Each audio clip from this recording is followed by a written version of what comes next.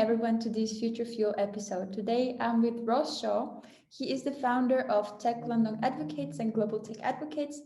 And he's also one of the advisors to Future Energy Ventures. So thanks so much for being with us today, Ross. A little bit more about this conversation. So today we will speak about what's the role of local and global ecosystems in driving tech for net zero. So yeah, thanks for being here. Great, and great to see you, Carolina. Delighted to be here and being part of the Future Fuel series that I've been promoting on social media. Yeah, thanks so much for that. Pleasure. Maybe we can start with the first question. You can tell us a little bit more about what is Global Tech Advocates and what inspired you to create this organization? Thank you. So Global Tech Advocates is a network of communities where tech leaders are coming together, including entrepreneurs, investors, corporates, universities, students, teachers, you name it, coming together to support their local tech ecosystem, to get behind the startups and scale-ups that are growing in those ecosystems, and to be a voice of the community about the issues and challenges that we're facing in these ecosystems around talent, the shortage of talent, the lack of diversity in talent, issues around infrastructure and funding. So Global Tech Advocates today has 19 groups in our network. The first group was a group based in London, which I launched 8 years ago.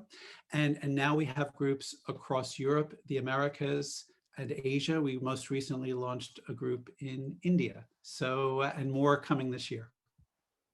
Well, impressive. Yeah, and we're also really glad to be part of this community, of course. So maybe you can tell me a little bit more about what's the Tech for Net Zero campaign that you're delivering from Global Tech Advocates this year. Yes, I think this is an exciting campaign for us. Obviously, many people around the world are focused on the health of the planet. And I'm sitting here in London at the moment, and the UK is hosting the COP26 Climate Change Conference in November in Glasgow in Scotland. And so I felt that with that coming to the UK this year, it was really important that we took a deeper look at climate tech and this whole notion of how can we collectively work together to strive for net zero in terms of our carbon emissions, and specifically, what can the tech sector do to really be much more proactive in this space? So we've pushed out a message today to all of our advocates about this. We're asking everybody to complete a survey. We're asking people to sign up for commitments to Tech for Net Zero. And one of the specific things we're focused on is around how do you better measure what you're trying to track and deliver. So it's a series of ongoing events we do, and we're going to talk about our Investor Showcase event.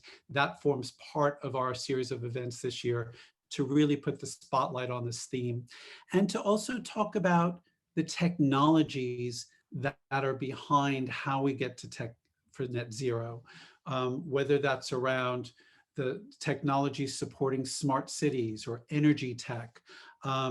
Tools like blockchain are being used in tech for net zero solutions. So it's really getting underneath all of that and showcasing the really exciting, innovative startups and scale-ups that are doing great work in this space.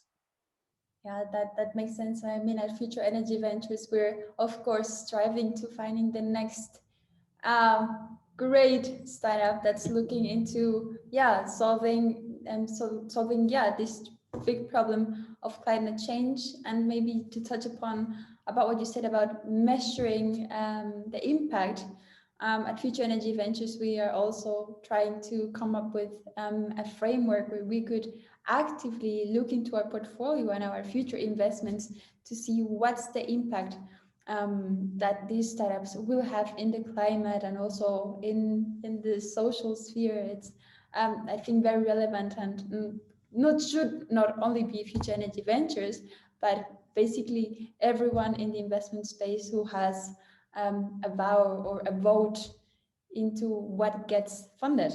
I agree. I think that's absolutely right. And I think one of the things that we've learned early on, we've conducted some roundtable discussions with a number of startups and scale-ups to help us to shape the campaign.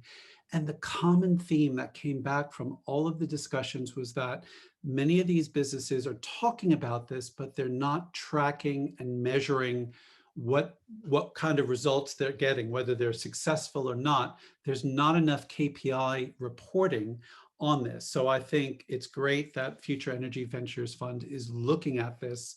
We're really trying to make sure that individual startups and scale-ups are doing the same thing, because if we're not tracking this, then you kind of have to say, well, what's the point in doing this?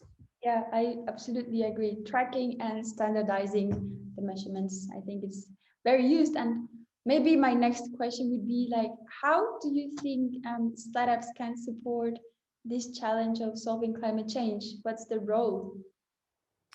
Yes, I think startups have a really significant role here. And I think what we see in tech ecosystems all around the world is that some of the most interesting, dynamic, problem-solving companies are startups.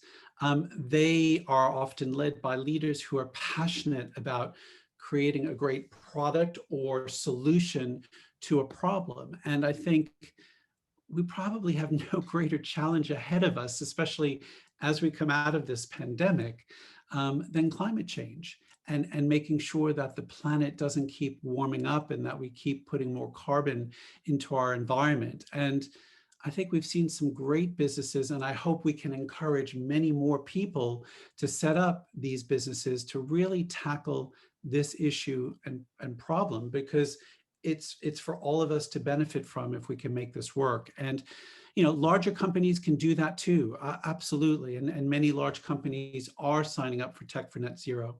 But I've worked in many large companies. I know that they can sometimes be big, bureaucratic, a bit cumbersome, and they don't move that quickly. Startups can get out there and move quickly with some really innovative solutions that can be world leading. So supporting them and bringing investors like Future Energy Ventures behind them to give them the funding that they need to grow and expand is, to me, what's a really exciting part of this whole ecosystem. Yeah, connecting the dots. Very good to have a good network of support for all of the startups so they can thrive and really solve this terrible challenge that we have ahead. I know. So you have an investor showcase event this June. Can you tell me a little bit more about it? Sure. So every 2 years, we host an event. We call it the Investor Showcase. This is our third one, so it's 3.0, where we bring together mainly investors, but also startups and scale-ups, but to really try and understand what is in the minds of investors. What are they investing behind? And we're putting the focus on Tech for Net Zero. Future Energy Ventures is a headline event sponsor, which is fantastic, because the fund plays such a critical role in this space.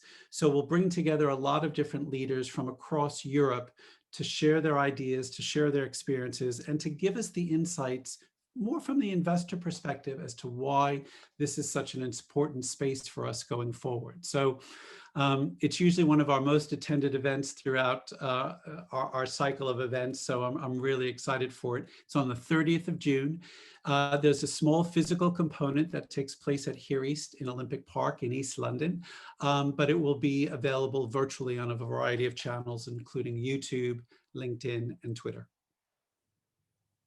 Yeah, we're very excited for this upcoming event. And from Future Energy Ventures side, we will have our two managing partners, Jan Lozek and Ines Bergman, also being part at the event, and one of our advisors, Carola Ball.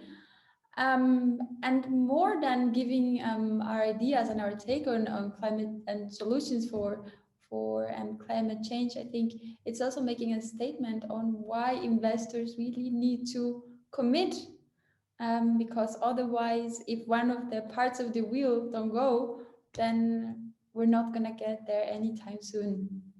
I agree. I agree. And I guess while I've got you here, maybe you can share a little bit more about what you see as the mission for the Future Energy Ventures Fund, and why is this approach, you touched on this a little bit, but why is this approach for Tech for Net Zero so important to the Future Energy Ventures Fund? Yeah, so Future Energy Ventures basically is formed from utilities, corporate utilities. So we have a lot of seasoned team leaders where basically they have worked in the energy value chain, and now we're working towards decarbonizing it. So it's a big challenge, but we know how to do it, and we know which technologies will get us there next. So that's one important part. Next up with Future Energy Ventures, as we're trying to decarbonize this future energy system, we know that we can't do it alone. So it's a little bit a similar approach to what you are trying to achieve with Global Tech Advocates. We have a partner network where we try to scale the companies that we invest in so that they have a big impact.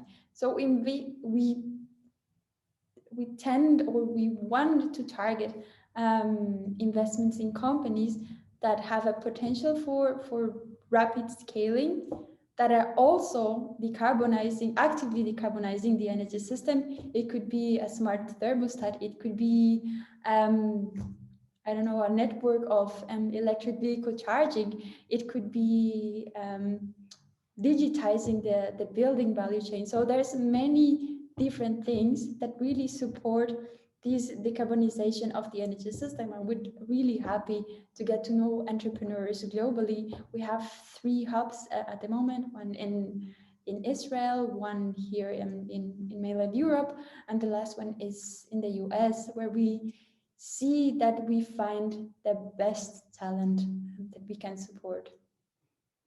That's great. Well, I'm delighted to have Future Energy Ventures as a partner and sponsor for our event on the 30th of June.